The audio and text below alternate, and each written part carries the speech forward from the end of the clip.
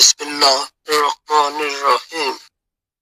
حضرت کلثوم بنت عقبہ بن ابی معیط رضی اللہ تعالی عنہ کی زندگی اسلام کے ابتدائی تاریخ میں ایک روشن مثال ہے جو قربانی، استقامت اور ایمان کی پختگی کی علامت ہے۔ ان کا شمار ان خواتین صحابیات میں ہوتا ہے جنہوں نے سخت آزمائش کے باوجود اسلام قبول کیا، مکہ کی مخالفت برداشت کی اور پھر ہجرت کے عظیم امتحان سے گزری۔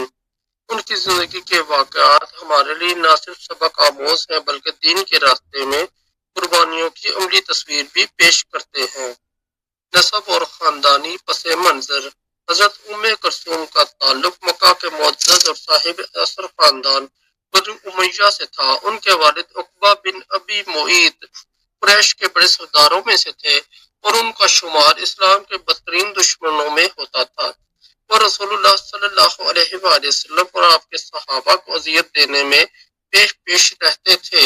حضرت کلثوم کی والدہ بھی قریش کے ایک معزز گھرانے سے تعلق رکھتی تھیں۔ حضرت کلثوم نے ایک ایسے گھر میں آنکھ کھولی جہاں اسلام دشمنی اپنی انتہا پر تھی۔ ان کے والد نے رسول اللہ صلی اللہ علیہ وآلہ وسلم کے ساتھ دشمنی میں کوئی کسر نہیں چھوڑی تھی، لیکن اللہ تعالیٰ نے کلثوم کو ہدایت دی اور وہ چھپ کر اسلام لے آئیں۔ اسلام قبول کرنے کا واقعہ۔ حضرت کلثوم نے اسلام کی دعوت کو سنجیدگی سے سنا اور ابتدائی ایام میں ہی اسے قبول کر لیا۔ یہ فیصلہ ان کے لیے انتہائی مشکل تھا کیونکہ ان کے والد اور خاندان والے اسلام کے سخت مخالف تھے، لیکن ان کا ایمان اس قدر مضبوط تھا کہ انہوں نے اللہ کے دین کو اپنی دنیاوی زندگی اور خاندانی تعلقات پر ترجیح دی۔ حضرت کلثوم نے اسلام قبول کرنے کے بعد اپنے ایمان کو خفیہ رکھا کیونکہ وہ جانتی تھی کہ اگر ان کے والد کو علم ہو گیا تو وہ ان پر سخت ظلم کریں گے۔ وہ رسول اللہ صلی اللہ علیہ وآلہ وسلم کی مجلس میں خفیہ طور پر شریک ہوتی اور دین کی تعلیمات سیکھتی۔ ان کا یہ عمل ان کی استقامت اور ہمت کا منہ بولتا ثبوت ہے۔ مکہ میں مشکلات۔ حضرت کلثوم کو مکہ میں رہتے ہوئے شدید مشکلات کا سامنا کرنا پڑا۔ ان کے والد اور خاندان والے مسلمانوں کو طرح طرح سے اذیتیں دیتے تھے۔ وہ مسلمانوں کو جسمانی اور ذہنی اذیتیں دینے میں پیش تھے۔ حضرت کلثوم کے لیے یہ حالات نہایت دشوار تھے، لیکن انہوں نے اپنے ایمان کو چھپائے رکھا اور اللہ پر بھروسہ کرتے ہوئے صبر کیا۔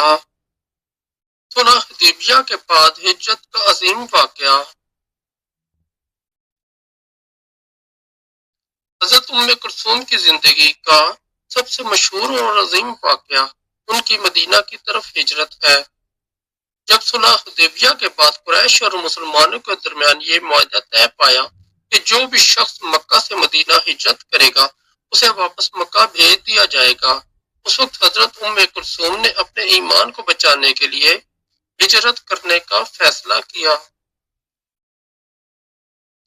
انہوں نے رات کی تاریکی میں مکہ سے نکلنے کا منصوبہ بنایا۔ وہ جانتی تھیں کہ اگر ان کے خاندان کو ان کے جانے کی خبر ہو گئی تو وہ انہیں روک لیں گے یا نقصان پہنچائیں گے، لیکن انہوں نے اللہ پر بھروسہ کیا اور مکہ کو چھوڑ دیا۔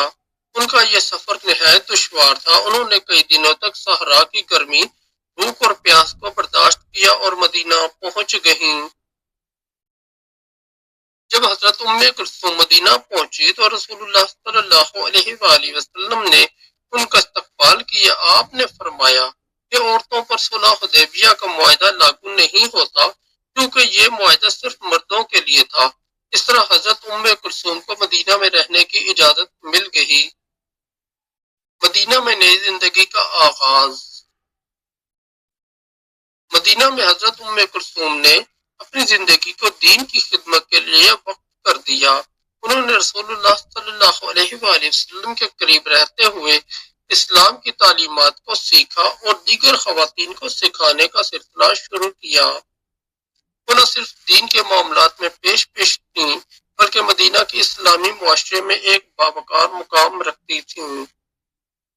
نکاح اور ازدواجی زندگی۔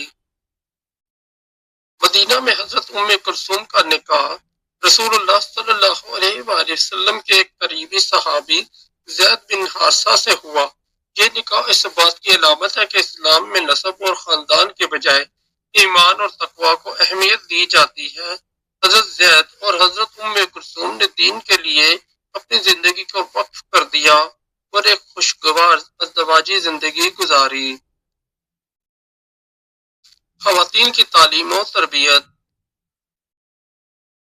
حضرت ام کلثوم نے مدینہ کی خواتین کو اسلام کی تعلیمات سکھانے میں اہم کردار ادا کیا۔ وہ خاص طور پر صبر، استقامت اور دین کے لیے قربانی دینے کی اہمیت پر زور دیتی تھیں۔ ان کی مجلس میں خواتین آ کر دین کی تعلیمات سیکھتیں اور اپنی زندگیوں کو بہتر بناتی۔ وفات۔ حضرت ام کلثوم بنت عقبہ نے اپنی زندگی کا ہر لمحہ اسلام کی خدمت اور اللہ کی رضا کے حصول میں گزارا۔ ان کی وفات مدینہ میں ہوئی اور وہ اپنے ایمان اور قربانیوں کی وجہ سے ہمیشہ کے لیے تاریخ میں زندہ رہیں۔ حضرت ام کلثوم کی زندگی سے سبق۔ حضرت ام کلثوم کی زندگی ہمیں یہ سکھاتی ہے کہ ایمان کے لیے ہر قسم کی قربانی دی جا سکتی ہے۔ ان کا ہجرت کا واقعہ، ان کی مشکلات کا سامنا اور ان کی دین کے لیے خدمات سب مسلمانوں کے لیے مشعل راہ ہے۔ ان کی زندگی کی یہ کہانی ہمیں اس بات کی ترغیب دیتی ہے کہ ہم بھی دین کے راستے میں آنے والی مشکلات اور صبر کو استقامت کے ساتھ برداشت کریں۔ دوستو، اگر آپ کو ہماری اسٹوری اچھی لگی تو ہمارے چینل کو سبسکرائب کر دیں اور اس ویڈیو کو لائک اور دوستوں کے ساتھ شیئر